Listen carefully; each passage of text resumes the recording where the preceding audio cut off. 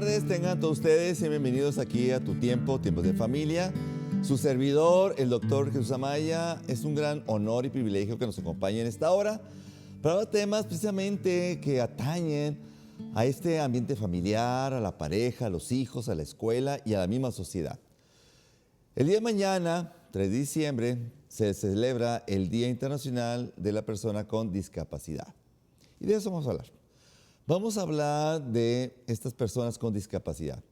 Precisamente en 1992, la Asamblea General de Naciones Unidas proclamó todos los años, 3 de diciembre, el Día de Personas con Discapacidad. Según las estadísticas, nos dicen que entre un 10 a un 15% a nivel mundial hay personas con algún tipo de discapacidad. Puede ser física, puede ser mental o hasta mismo emocional. Ha evolucionado tanto este concepto que yo recuerdo, porque hace ya algunos años que terminé mi carrera, me dediqué precisamente al área de educación especial y observaba en aquel entonces estas personas con alguna pequeña necesidad eran generalmente escondidos, eran segregados por las mismas familias. Ellos muchas veces hasta les daba vergüenza el que su hijo saliera a la sociedad, los tenían ocultos. Me tocó muchísimas personas a tratar de sacarlos de esos ambientes, a integrarlos precisamente a ambientes escolares, laborales y hasta a nivel social muchas veces. Actualmente tenemos ya lo que son programas de inclusión en las escuelas, en las empresas, en donde estas personas que se consideran personas o antiguamente con alguna necesidad especial y hasta con un enfoque muy negativo, ahora no. Ahora tenemos personas con gran potencial. Hace algunos años yo fui parte importante aquí en Nuevo León de lo que se denomina Olimpiadas Especiales. Y me tocó llevar muchachos precisamente con síndrome Down, muchachos con parálisis infantil, muchachos con problemas motores, en donde se desempeñaban tremendamente en estas Olimpiadas Especiales a nivel internacional y nos traíamos medallas de oro precisamente en atletismo, en natación, en la misma gimnasia. Era increíble cómo estos muchachos dedicaban su tiempo, su esfuerzo y sobre todo lograban su meta, el poder sobresalir, lograr realmente un gran rendimiento en ese aspecto de Olimpiadas. Son muchachos extraordinarios. Vamos a hablar de ellos.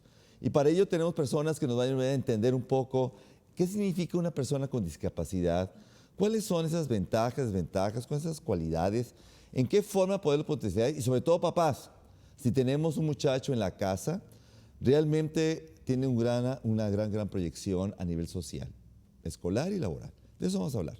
Para ello tenemos en primer lugar a Sara Liliana Pérez Elizalde. Así es. Sara o Liliana, ¿cómo le gusta que le hablemos? Sara está bien. Sara está perfecta. Antes que nada, pues muchas gracias por haber aceptado la invitación, Sara. Gracias a ustedes. Es un gran honor que nos acompañe. Ella es psicóloga de la Universidad Autónoma de Nuevo León en el aspecto de enfoque clínico, ¿es correcto? Sí, salí egresada del área clínica. Clínica. ¿Qué significa área clínica? Pues es el área que tiene desde sus fundamentos teóricos todo el concepto del psicoanálisis. Actualmente no trabajo desde ese enfoque, pero pues está en mi corazón. De ahí salí. Entonces, ¿tú eres fan número 1 de Freud? Era. ¿Cómo que era?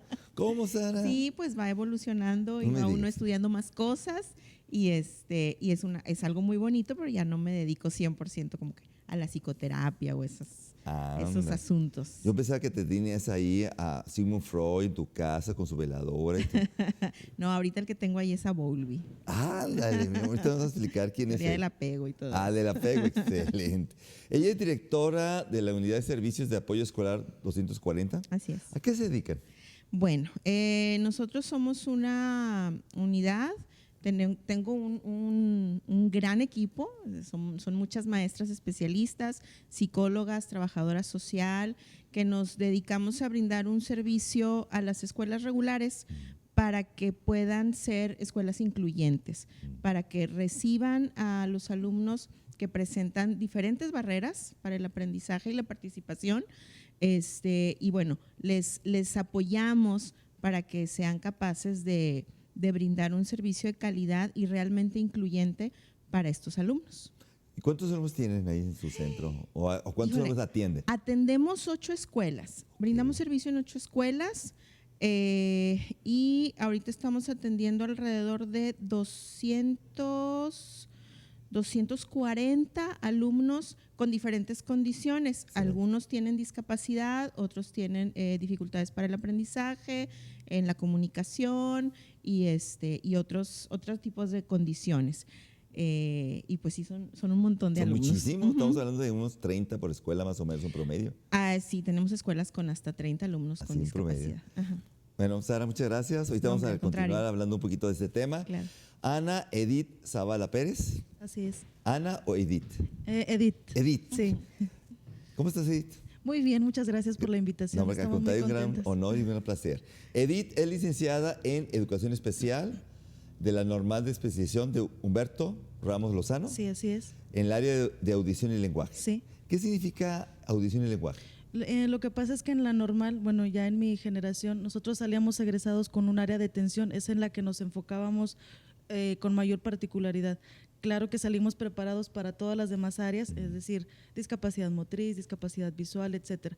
Pero en mi caso, pues yo salí egresada en el área de atención de audición y lenguaje. ¿Pero por qué te gustó audición y lenguaje? Porque sí. También hay visual, también hay sí. aspecto de intelectual, supongo, motor también, ¿no? Ajá, sí, así es. Yo creo que más que nada era como un prerequisito que nosotros tuviéramos. Tienes que elegir una que tú quieras enfocarte más que nada, porque realmente las veíamos todas y en todas tenemos esa capacitación. ¿Pero por qué te gustó audición y lenguaje? Porque me encanta esa comunicación con las personas sordas, porque es como que explorar otras áreas de comunicación y tener esa oportunidad es muy, bueno, me parece muy, muy valioso. Y además porque eres mujer y te encanta el aspecto de comunicación. Sí, eso es importante. Sí. Ella trabaja en USAER 240. Así es. Y 46 número romano. Así me dijo ella. Es en el nivel estatal. Estatal. ¿Y a qué te dedicas? ¿Qué haces en los USAER? Ok, bueno, yo estoy como maestra especialista. Mi función es trabajar de una manera colaborativa con todos los docentes regulares. La idea es lograr desde sensibilizar, desde apoyar, desde brindarles la mayor cantidad de estrategias para que ellos nos ayuden también en este proceso que mencionábamos ahorita, que es de lo de la inclusión, ¿verdad? Y pues más que nada eso, ¿verdad? Participar muy de la mano de ellos para estar avanzando juntos. Excelente, pues vamos a entrar al tema. La primera pregunta es, ¿qué significa una persona con discapacidad? Pues bueno, el concepto de la discapacidad hay que entenderlo como eso, ¿no? Como un concepto que evoluciona, que va cambiando, y actualmente lo entendemos como una idea, ¿no? De personas que tienen alguna barrera o alguna dificultad o limitación, pero que todas esas barreras y dificultades también no hay una respuesta del ambiente, ¿sí?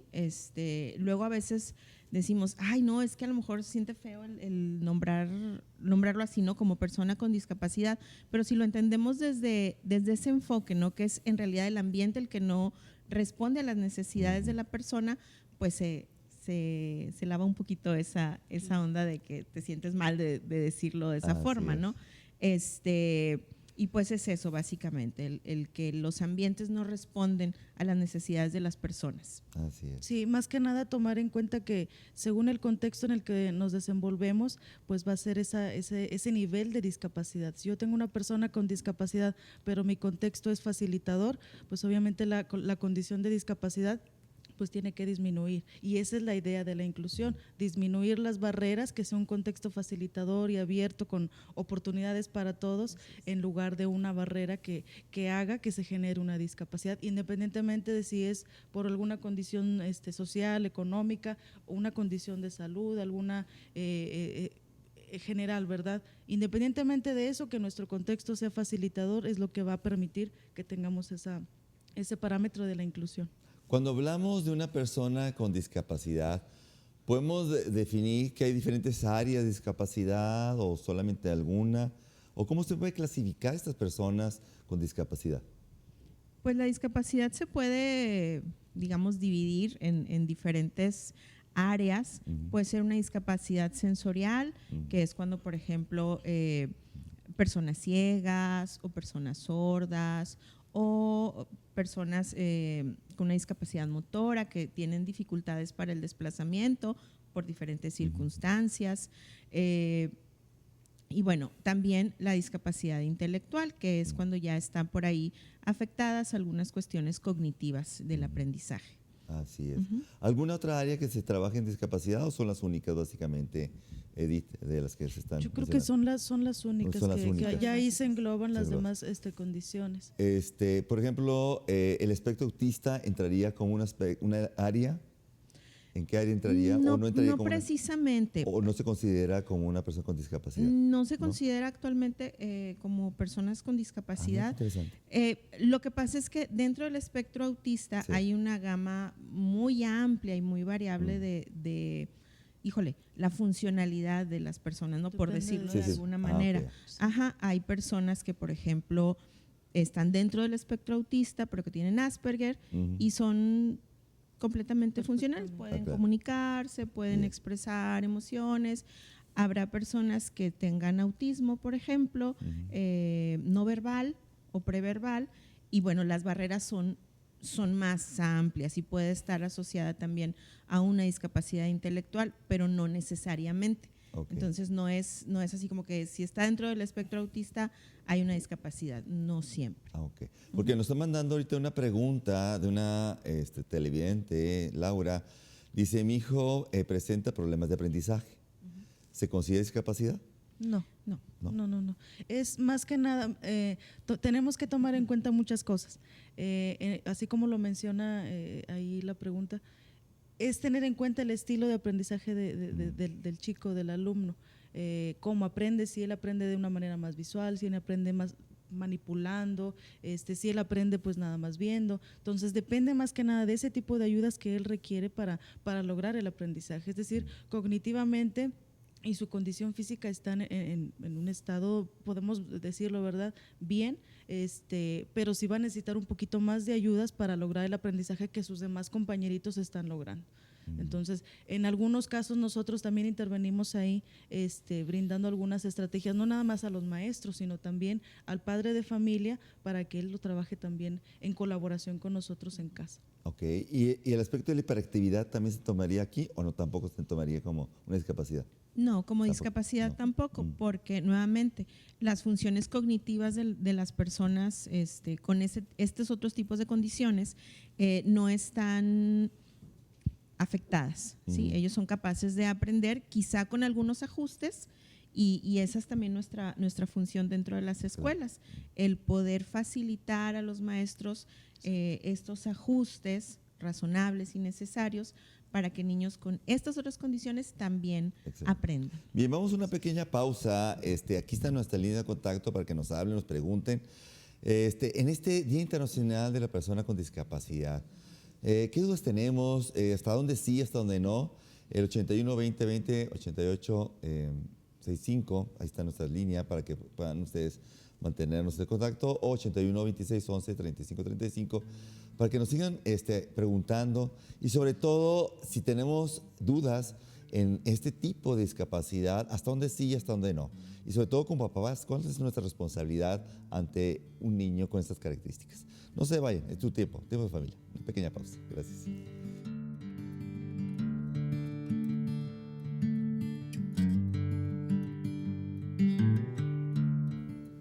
Muchas gracias por continuar con nosotros hablando de este tema tan interesante y tan necesario en nuestra sociedad. Mañana celebramos el Día Internacional de las Personas con Discapacidad. Y de eso estamos hablando. Ya hablamos en qué consiste, algunos ejemplos, algunas características. Y mi siguiente pregunta es, ¿existe alguna estadística? ¿Sabemos algún porcentaje aquí en México, a diferencia del mundo, de estas personas? ¿Qué tanto es común o es común de una persona con discapacidad? Así la cifra muy exacta no, pero sí sabemos que Nuevo León es el tercer lugar a nivel nacional con personas con discapacidad. Muchas de ellas pues son las personas en edad adulta, que también se incluyen en esta gama de discapacidad. Obviamente nosotros nos enfocamos más a los alumnos, a los niños, a los adolescentes, pero también entran en esta área. y pues bueno, es también un foco de atención para nosotros el estar ahí pues brindando el servicio. ¿Existe alguna causa de que seamos el tercer estado con mayor discapacidad o es simplemente aleatorio, nos tocó de suerte, al azar? Pues, por ejemplo, también hay un dato, ¿no? Que, por ejemplo, en ciudades con altos niveles de contaminación o de mucha industria química, como son Santa Catarina, García, la probabilidad y la estadística de la presencia de casos pues aumenta, Claro. porque tiene que ver también toda esta cuestión ambiental a la hora de la gestación, ¿no? de los pequeños. Excelente. Y que todo influye, finalmente influye desde los cuidados de la madre, desde el embarazo, su alimentación, o sea, sí es una serie de cosas que van influyendo en que un chiquito, un bebé, pues se convierta en alguna persona con discapacidad, ¿verdad? Depende mucho de su desarrollo desde antes de que él nazca, ¿verdad? El consumo de alcohol en el momento de la gestación afecta drogas, al bebé. ¿verdad? Drogas. Sí. Inclusive también mencionamos mucho porque se da mucho en el área donde nosotros trabajamos, esa parte donde tenemos siempre el papá, la mamá que trabajan, esa ausencia, ¿verdad? De que siempre están lejos, nunca están ahí con una cercanía, ¿verdad? Claro. Emocional con sus hijos, también es un factor que influye en esto. Claro, la falta de estímulo en los bebés al nacer, todo eso también va generando por ahí huecos en la maduración y demás que luego en la edad escolar puede verse reflejada, ¿no? Con dificultades a veces más grandes que otras. Así es. ¿Existe algún tipo de discapacidad que predomine más aquí en nuestra ciudad, en nuestro estado? ¿O hay una distribución más o menos equitativa? Nosotros, por ejemplo, actualmente en el servicio que brindamos tenemos una mayor cantidad de alumnos que tienen discapacidad intelectual que otras discapacidades. Bien. Es la que mayor presencia tiene, pero al mismo tiempo es de la que menos se habla, porque vemos que hay muchas campañas ya actualmente para incluir a personas sordas, personas ciegas, personas con discapacidad motriz, pero para el tema de la discapacidad intelectual ahí todavía nos falta un poquito de trabajo. ¿Y a nivel de discapacidad intelectual predomina algún tipo o es simplemente invariable? Sí, es simplemente así como la discapacidad intelectual como tal, esas características en donde los chicos pues no pueden tener pensamientos más abstractos, claro. O más complejos de análisis, de crítica. También hay implícito una serie de dificultades madurativas, claro. Emocionales, de socialización incluso. Así es. ¿Y el aspecto genético como el síndrome de Down predomina o no predomina? ¿Es común?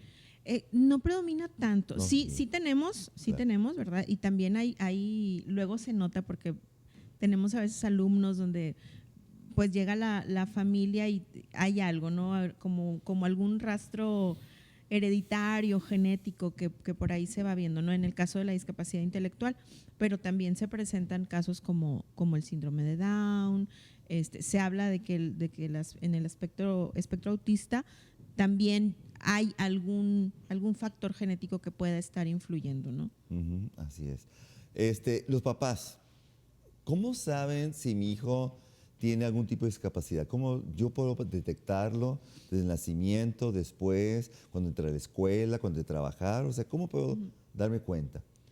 Pues yo creo que según la discapacidad, porque sí. Hay discapacidades que pueden ser detectadas previamente, por ejemplo, el síndrome de Down, que hay pruebas específicas durante el embarazo que pueden arrojar este resultado. En los tamizajes, cuando nacen los bebés, también hay incluso un tamizaje que es auditivo propiamente, donde bueno saldrían este tipo de situaciones. Así es. Y bueno, ya si estamos frente a una situación ya de un alumno ya un poquito más grande, nivel preescolar, primaria, pues acudir principalmente al maestro, ¿verdad? Porque él es el encargado de, oye, maestro, apóyame con esta situación. Se comunica con nosotros y nosotros colaboramos con él para ver la mejor el mejor momento para darle solución a los problemas que pueda traer el alumno, ¿verdad? Y bueno, también participar de manera colaborativa, porque de pronto nos negamos, ¿verdad? También a lo que nos pueda decir el maestro de que es que no está trabajando o está batallando con tal situación, sino enfocarnos en que, bueno, ya está ahí la situación, ahora ver qué es lo que puedo hacer, cómo puedo colaborar con los maestros para darle solución al problema. Muchas veces es importante, papás, el tener un conocimiento general del desarrollo evolutivo del niño. O sea, más o menos a qué edad el niño se sienta solo, más o menos. A qué edad el niño ya debe empezar a gatear, debe empezar a decir sus primeras palabras, empieza a pues, avisar ir al baño, a controlar los esfínteres, a dormir en un momento dado sin necesidad por ejemplo, de controlar sobre todo el proceso de regular su sueño. Hay elementos evolutivos que muchas veces son obvios que nosotros como papás debemos estar notando. O sea, por ejemplo, ¿cuáles serían esas señales o señales así muy generales que digo, el niño más o menos va bien o el niño creo que va quizá un poquito rezagado y a lo mejor puede tener algo? Regularmente, cuando empieza la escolarización de los niños, es cuando empezamos a darnos cuenta de que algo va diferente, ¿no? Que no van ajustados a la misma, como decía ahorita, la línea evolutiva, ¿no? Regular o normal de un niño.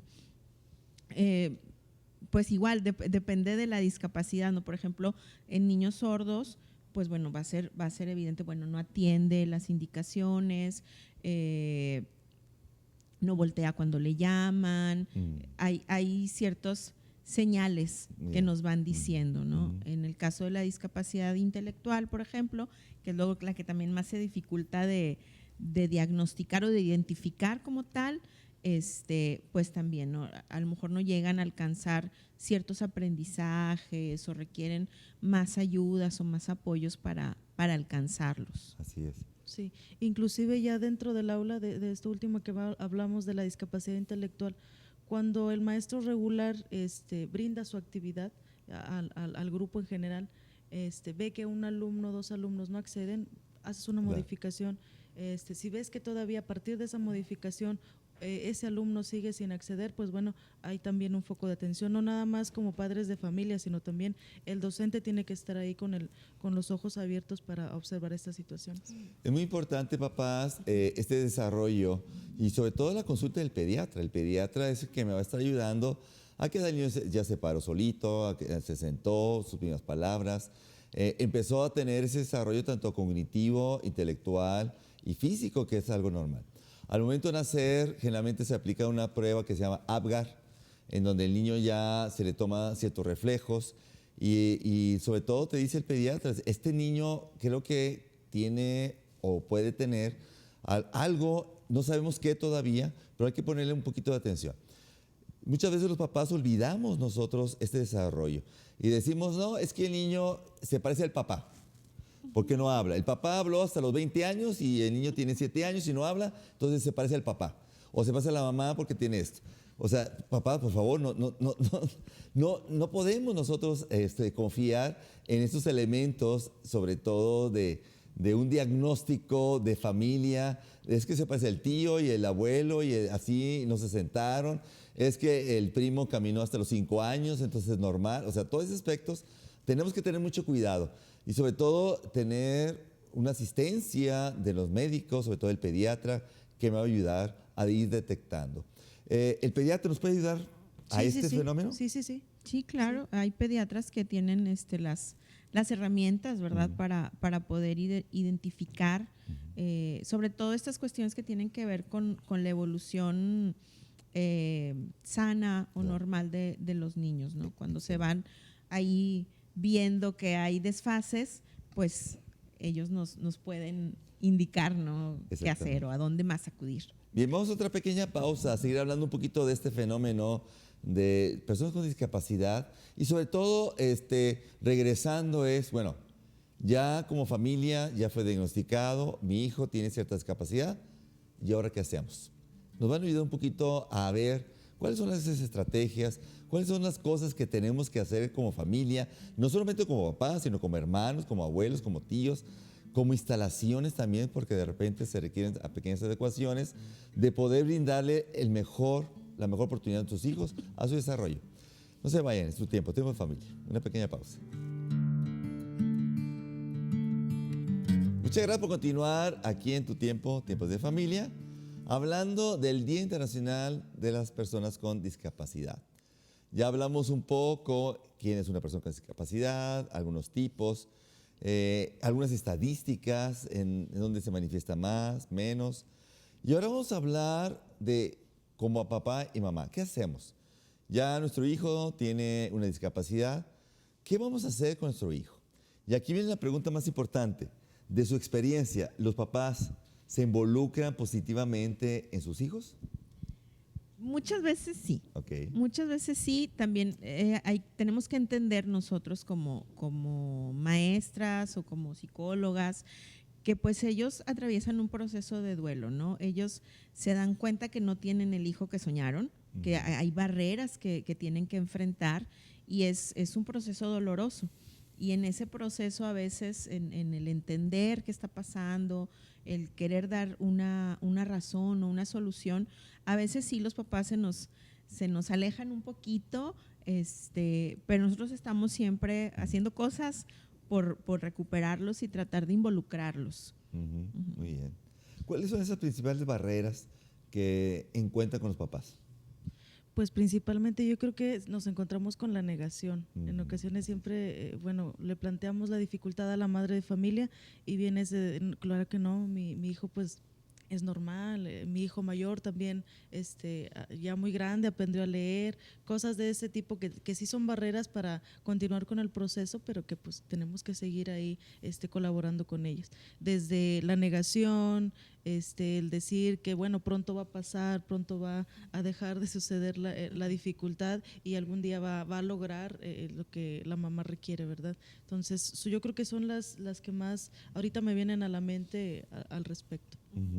¿Y cómo ustedes pueden lograr que un papá pueda superar esa negación o pueda superar ese duelo? Porque yo imagino que muchos papás, y yo me incluyo, que cuando viene el nacimiento de un nuevo hijo, pues ya le haces el plan, dices, no, él va a ser el futuro Messi, el gran Einstein, en donde el muchacho va a tener mucho éxito, va a sobresalir, va a ser el futuro presidente de México, va a crear grandes empresas. O sea, todos los papás tenemos esos sueños.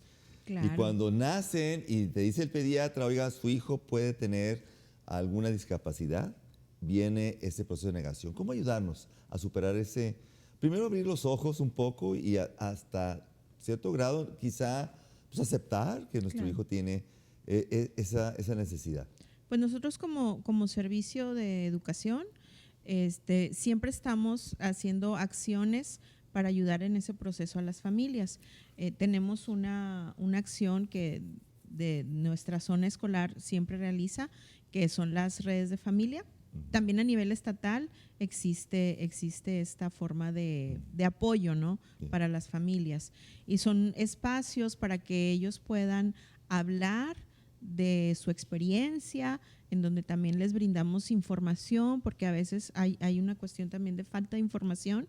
Entonces tratamos de llenar esos huecos para lograr la participación de las familias.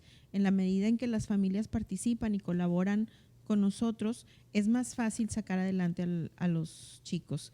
Otra cosa que también hacemos es que trabajamos siempre desde las fortalezas de los alumnos, siempre desde ahí. Excelente. Y yo creo que también demostrarle al padre de familia que no está solo, porque muchas veces recibe la noticia y ahora qué voy a hacer con este problema, ¿verdad? Yo no me lo esperaba.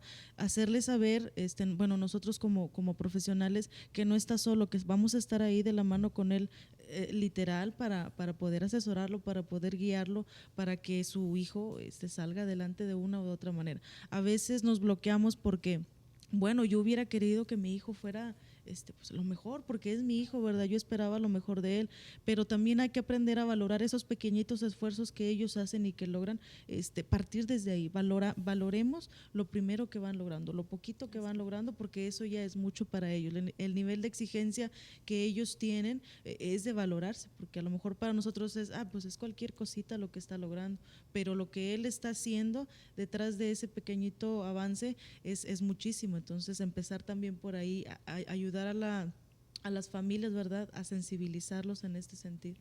También. Uno de los objetivos importantes es la inclusión. O sea, este niño está en la familia, lo acepta, trabaja, pero el niño tiene que vivir en una sociedad. Y el primer medio en donde va a empezar a vivir es la escuela. Y la escuela muchas veces, el maestro, las instalaciones, pues son adecuadas para cierto tipo de niños, ¿me explico? Y llega un poco, porque me ha tocado maestros que yo tengo 25 niños, 30 niños, y de repente me llegan 2, 3 niños con ciertas discapacidades y se me incrementa el trabajo y no puedo. O sea, esto es real. O sea, el maestro, ¿cómo ayudar al maestro a vivir este proceso de inclusión? O no, o a lo mejor los maestros es lo opuesto, colaboran y están felices. Sí, justamente ese es nuestro trabajo, Okay. el poder ayudarlos, apoyarles a lograr incluir y que se eliminen las barreras de participación que tienen los alumnos, porque hay muchas barreras que enfrentan, desde arquitectónicas, ¿verdad? A veces las escuelas, sobre todo los edificios más antiguos, no tienen la accesibilidad. No hay rampas, no hay señalizaciones en braille, por ejemplo, y eso, pues bueno, va a limitar, ¿verdad?, la participación de los alumnos que lleguen con estas características. Entonces, desde ahí, gestionar construcción de rampas, que ya nos ha tocado, gestionar que lleguen materiales adecuados para los alumnos, y eso, bueno, en primer momento. Luego también es el trabajo con los maestros. Sí, así es. Es muy importante el trabajo con los maestros porque, dice, a lo mejor se niegan o no se niegan. Yo creo que más que nada es el miedo a algo nuevo, porque llega algo nuevo y bueno, ¿y ahora qué voy a hacer con esta situación, verdad? Igual que con el padre de familia, pues tenemos que estar acompañándolo, que no se sienta que, bueno, ahora es un paquete nada más para mí, sino, bueno, vamos a trabajarlo juntos, vamos a ver qué estrategia nos beneficia, vamos a platicar con la madre de familia, vamos a ver qué opinión tiene ella. Se hablaba mucho también de esta parte que es lo de que el alumno también tiene un poder de decisión, o sea, no nada más yo, maestra de apoyo, no nada más directivo, no nada más maestro de grupo, voy a decidir qué quiero con este alumno, sino también involucrarlo y ver que el alumno también está dispuesto para salir adelante. Entonces, que el maestro vea que somos un equipo, tanto el alumno como la madre de familia, como maestro especialista, como él, como todo el centro escolar, pues eso también al maestro le va dando la tranquilidad y ya conforme se va dando, ¿verdad?, el proceso, que es un proceso largo, pero conforme se va dando, pues el maestro ya también va bajando su nivel de estrés a eso nuevo que sucede, ¿verdad?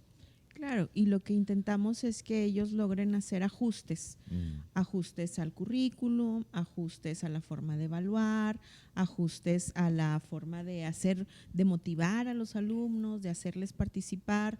Esa es nuestra función primordial, ¿no? Acompañarlos, guiarlos, orientarlos, tanto a los maestros como a las familias, como al mismo alumno.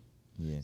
Sí, y diferenciar el término que se decía anteriormente de integración, ok, ya logramos la integración, ya lo tenemos en el aula, ya está en la escuela, ya tiene ese derecho, ¿verdad?, legalmente, pero ahora queremos que esté incluido en toda nuestra actividad, que así como yo planeé una actividad para mis 40 y tantos alumnos en el grupo, bueno, pues esa actividad también está planeada para ese alumno con discapacidad, que no se vea una diferencia. Y ya hablamos de la escuela, ya hay instalaciones, ya hablamos de los maestros. ¿Y qué sucede con los compañeros? Los compañeros del muchacho. También abordamos en esa área. Nosotros, bueno, ya nos enfocamos más por escuela, ¿verdad? Dependiendo de esa necesidad que tenga cada centro escolar. Pero abordamos temas desde una plática, proyectamos videos, participamos en eventos en nuestra zona a nivel regional o a nivel estatal, dependiendo de cómo sea la convocatoria. sensibilizar, yo creo que es la palabra, sensibilizar en general a toda la población, no nada más a nuestros maestros y a nuestra comunidad, sino también al alumno, porque es el que finalmente convive del diario con el que está ahí a un lado. A lo mejor espero que lo pueda comentar en la secundaria 100, que es donde yo brindo el servicio. Nosotros utilizamos una estrategia que se llama el alumno tutor. Ese alumno tutor es la personita que es para nosotros, pues nuestros ojos, ¿verdad? Y en el salón, y es el que está ahí a la mano con él paso a paso, y para nosotros es valiosísima su participación. Entonces, también por ahí le entramos, como quien dice. Bien, vamos a otra pequeña pausa a seguir hablando de este Día Internacional de las Personas con Discapacidad. Y ahorita me acordé de una novela muy interesante del famoso Lazarillo de Tormes, en donde antes decías, es que tú vas a ser el Lazarillo. Esa es la persona que guía, ahora le llaman tutor, pero a mí me encanta mucho el ser. ¿Te gustaría ser Lazarillo? ¿Verdad? Mi hijo hace muchos años en su primaria fue Lazarillo de una persona invidente, una persona que no tenía, y le encantaba hacer ese proceso. Vamos a hablar un poquito de eso. Y regresando, me gustaría preguntarles anécdotas. ¿Cuáles son esas anécdotas bonitas, positivas, que digan, oye, ¿sabes qué? Es ejemplo de imitación, de modelo, o sea, no todo es negativo, sino hay experiencias que en vez de decir excluirlo, hay una experiencia muy bonita que ahora en las escuelas debemos de incluir a estos muchachos, porque en vez de retrasar, impulsa a estos muchachos. Es tu tiempo de familia, no se vayan, una pequeña pausa.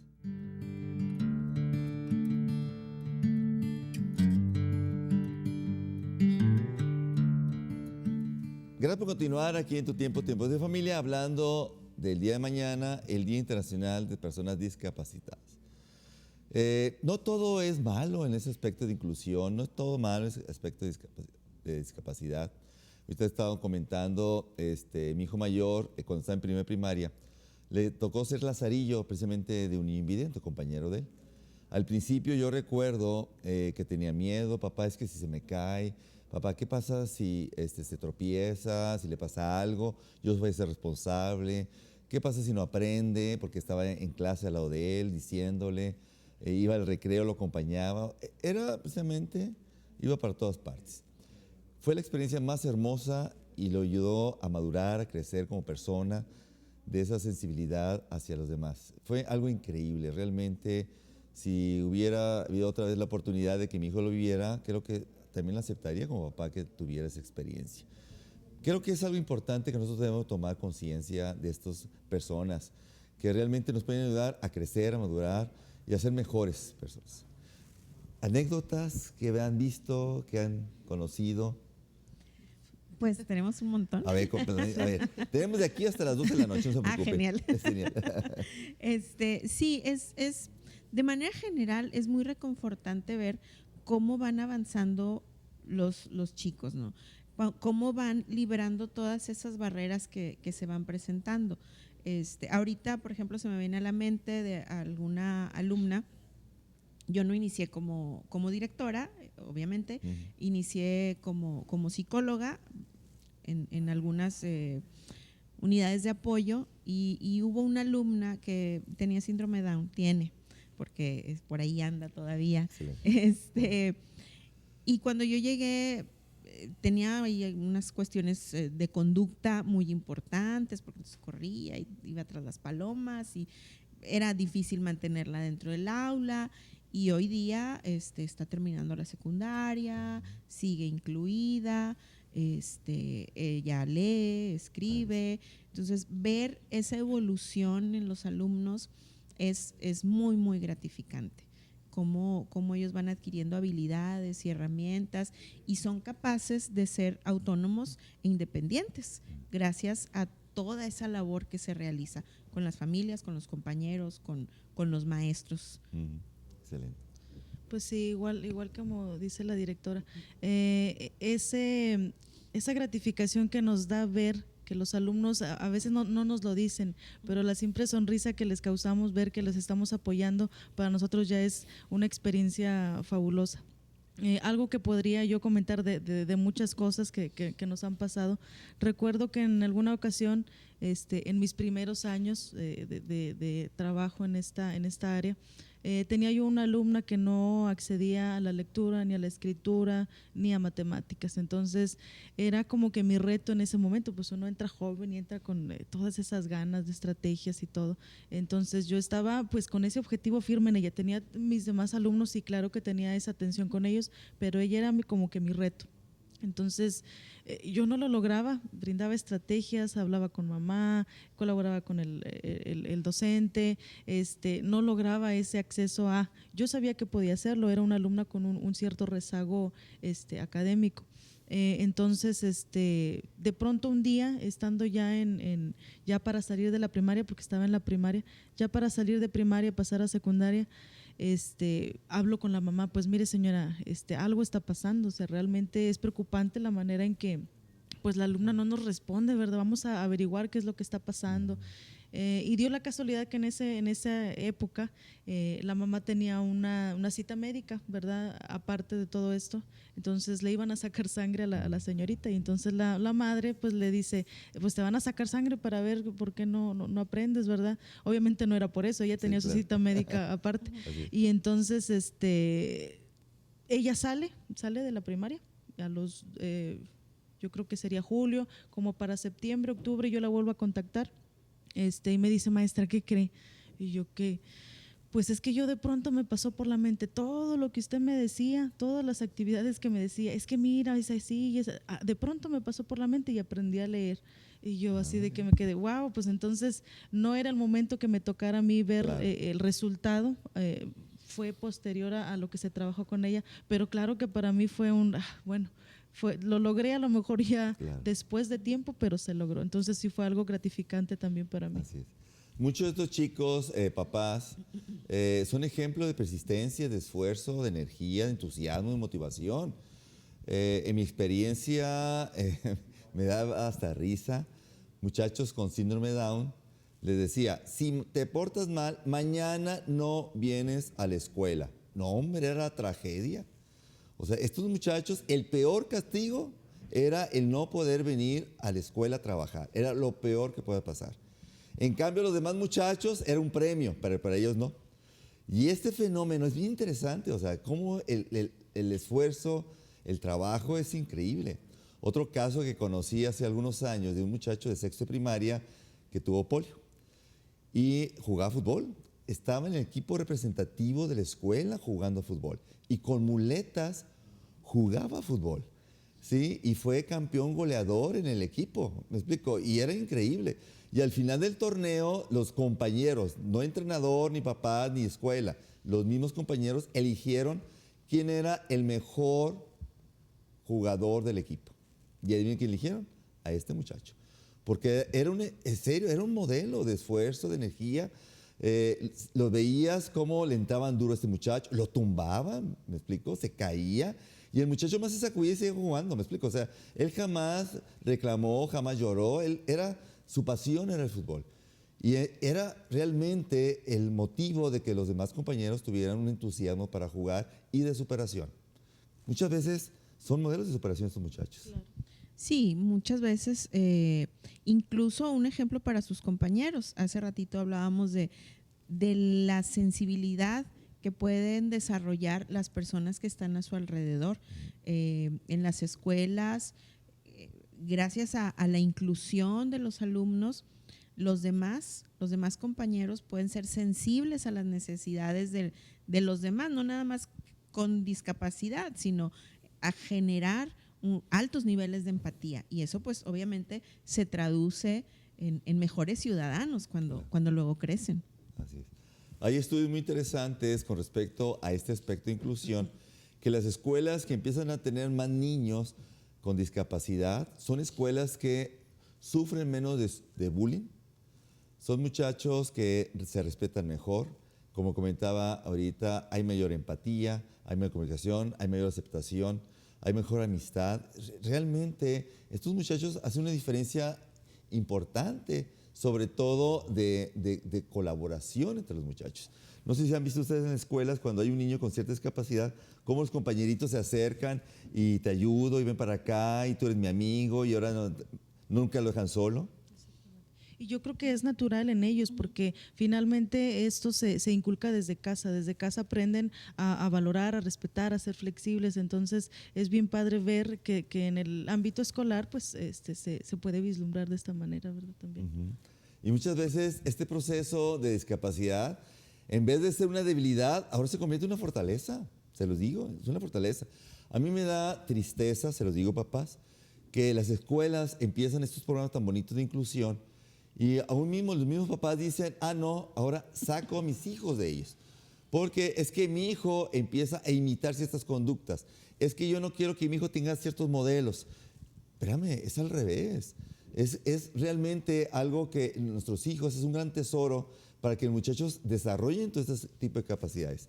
¿Ha notado usted cierta resistencia de papás con respecto a que haya en la escuela cierta inclusión? Afortunadamente la comunidad, las comunidades en donde nosotros brindamos servicio, ya hay una historia más o menos larga de brindando el servicio de apoyo, de inclusión, ¿verdad? Ya hay una historia por ahí de muchas generaciones en donde los alumnos han estado incluidos, entonces eso nos ha permitido, ese tipo de actitudes se presentan poco. No son una regla o no se presentan en la generalidad. Bien, ya nos estamos acercando al final del programa. Me gustaría que nos dieran algún último mensaje con respecto a este Día Internacional de Discapacidad y sobre todo algún contacto, porque tenemos muchas personas que están pues, con preguntas, con comentarios. Mi hijo puede ser o tiene ese perfil para tener esa inclusión o no. En dónde pudiera haber ciertas escuelas inclusivas, dónde pueden hacer un pequeño diagnóstico, etcétera. Claro, yo creo que un contacto que puede ser de mucha utilidad es el de la Dirección de Educación Especial. Ahí les pueden dar información de qué escuelas son las que brindan el servicio, en qué municipios, en qué regiones, y los números son el 8183 469583 y el 8183 469588. En esos números pueden recibir esa información las personas que estén interesadas. ¿Puedes repetir otra vez los números? Porque claro ahorita sí. La gente empezó a tomar el lápiz, el papelito y no tiene tiempo, o saquen el celular porque ahora todo el mundo anota en el celular. ¿Ya no? Sí, ¿Ya las saben notas escribir las estos tomamos muchachos? ahí, claro. A ver, sí. Bueno, repito, es el 8183 469583 y el 8183 469588. Bien. Ok, mensaje último, consejos. Pues yo creo que sería algo importante que como sociedad nos diéramos la oportunidad de valorar a estas personas, que no veamos un límite, que no veamos una barrera, sino que veamos una oportunidad donde nosotros también podemos aprender, lograr empatía, lograr también fortalecer nuestros valores como sociedad y como familia. Excelente. Y por último, yo creo que extender una invitación. Nosotros el día 4, vamos a tener una feria, la Feria de la Equidad y la Inclusión en el municipio de García, en el Auditorio Municipal de García. Ahí vamos a hacer una expo donde van a estar invitadas diferentes instituciones gubernamentales y asociaciones civiles que brindan apoyos a personas con discapacidad. También estaremos por ahí los servicios educativos que estamos ahí brindando apoyo y bueno, vamos a estar encantados que la comunidad de García nos pueda acompañar. García, Monterrey y todos los municipios. Sí, claro. ¿Otra vez la invitación es? Es para el día 4 a las 9 de la mañana, comenzamos en el Auditorio Municipal de García. Excelente. Feria de la Equidad y la Inclusión. Pues muchas gracias. Sara, Edith, muchas gracias por haber aceptado la invitación. Muchas gracias por la No, invitación. es un gran honor y un privilegio y esperemos que no sea la primera y última vez. Y hay una gran cantidad de preguntas que por el tiempo no tuve precisamente la oportunidad de poder leer, de poder comentar. Pero hay preguntas también relacionadas a otro tipo de, pues no son discapacidades, quizá de adecuaciones como el Asperger, si es lo mismo el Asperger a nivel de conductas desafiantes o muchachos que no hablan. No sé, hay cantidad de preguntas que muchas veces es importante que nosotros podamos aclarar a esos papás y darles un poquito de paz. Nuevamente, muchas gracias. Y papás, celebremos el Día de la Persona con Discapacidad.